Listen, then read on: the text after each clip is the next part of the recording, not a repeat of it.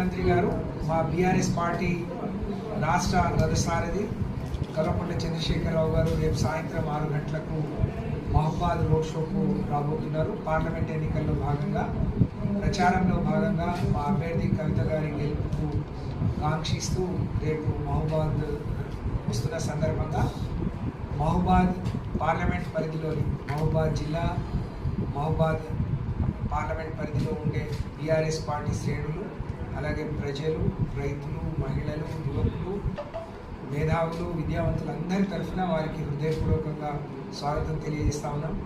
ఎప్పుడు కేసీఆర్ గారు 10 ఏళ్లలో ఇంత అభివృద్ధి చేస్తే కాంగ్రెస్ పార్టీ 420 హామీలు ఇస్తూ ఉంది, 6 గ్యారంటీలు చెప్తా ఉంది.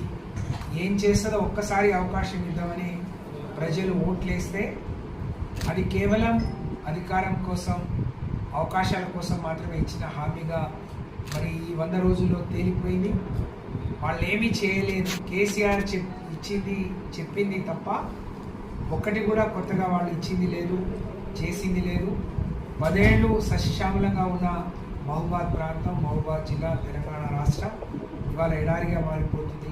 దాన్ని దృష్టిలో పెట్టుకొని రేపటి సభను విజయం అంటే కేసీఆర్ గారు వచ్చే ఎన్ రూట్ని మా కార్యకర్తలు, మా నాయకులు జయప్రదం చేయడానికి వచ్చే వాళ్ళందరినీ మరి సక్రమమైన మార్గంలో నడిపించి జయప్రదం చేయడానికి సహకరించాలని నేను విజ్ఞప్తి చేస్తూ మా మీడియా సోదరులకు కూడా దీన్ని విజయవంతం చేయడానికి మీరు అంటే మైబాద్ గూడూరు మండలం ఇల్లందు గార్ల బయారం వాళ్ళందరూ కూడా ప్రభుత్వ హాస్పిటల్ ముందు అండర్ బ్రిడ్జి ఎక్కే ప్రాంతంలో అక్కడి నుంచి రోడ్ షో ప్రారంభమైంది. ఆ ప్రాంతం వాళ్ళందరూ ఆ రోడ్ షో కార్యక్రమంలో బస్సు ముందు నడుస్తుంటారు. నెహ్రూ సెంటర్ నుంచి, నెహ్రూ సెంటర్లోనేమో పట్టణ వాళ్ళందరూ కూడా అక్కడ ర్యాలీ అవుతారు. అక్కడ నెహ్రూ సెంటర్ వద్ద ఉండాలి. వారితో పాటు కలిసి వచ్చి ఈ ఇందిరమ్మ సెంటర్ వద్ద ఏదైతే ఇప్పుడు తొర్రూరు బస్ స్టాండ్ ప్రదేశం ఉందో ఆ 4 కూడల వద్ద ఆ కేసీఆర్ గారి బస్సు ఆగుతుంది. అక్కడ సాయంత్రం 6 గంటలకి రోడ్ షో ఉద్దేశించి కేసీఆర్ గారు ప్రసంగిస్తారు. బ్రహ్మాండంగా చూస్తేనైతే భారీ ఎత్తున మేము మాట్లాడుతుంటే, మా కమిటీలతో మాట్లాడుతుంటే పెద్ద ఎత్తున మేము ఇంతకుముందు కూడా టౌన్ మీటింగ్ కూడా జరుపుకున్నాం. ఎవరైనా మాకు ఇంకా కావాలి, ఇంకా వస్తాం, ఇంకొస్తామని వారి రిక్వైర్మెంట్, వారి యొక్క సంఖ్యలు చెప్తుంటే చాలా ఆశ్చర్యకరం ఉంది. ఇంత తొందరగా ప్రభుత్వం పైన ఇంత భారీ వ్యతిరేకత రావడం అనేది ఊహించని పరిణామం. ఇక్కడ నుంచి మొదలవుతున్న విషయం పుష్కగా చెప్పారు. నిజంగా వాస్తవంగా అభ్యర్థిగా ప్రతి మండలంలో ఎక్కడ వెళ్ళినా కూడా, ఎందుకంటే 52 మండలాలు మున్సిపాలిటీతో కలిపి ఉన్నాయి కాబట్టి మండల హెడ్ క్వార్టర్లో ఎక్కడ మాట్లాడినా, ఎక్కడ ఏం చేస్తున్నా ప్రజల్లో చాలా బ్రహ్మాండమైన స్పందన వస్తుంది. నాకు ఆ స్పందన చూస్తే నాకు చాలా అంటే ఆశ్చర్యంగా, మనోధైర్యం కూడా చాలా అనిపిస్తూ ఉంది.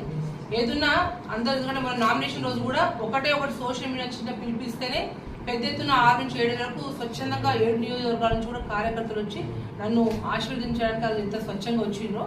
రేపు ఏదైతే మానుకోటలో జరగబోయే రోడ్ షోకి మీరు చెప్పినట్టు ఆ రోడ్ షో బ్రహ్మాండంగా దిగ్విజయం, చాలా బ్రహ్మాండంగా ప్రజలు చాలా స్పందన ఉంది.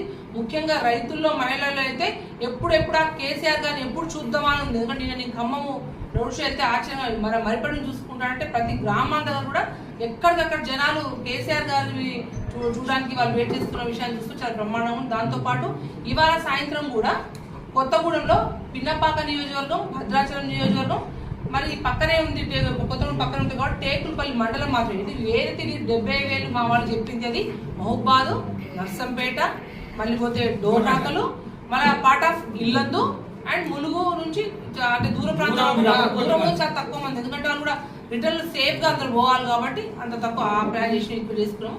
అందరు ప్రజలందరూ కూడా మీడియా ముఖంగా మీ అందరూ విజ్ఞప్తి చేస్తా ఉన్నా, మీరు మనస్ఫూర్తిగా అందరూ వచ్చి దీవించి ఆస్వాదించి రేపు కేసీఆర్ గారి రోడ్ షోని దిగ్విజయం చేయాలి.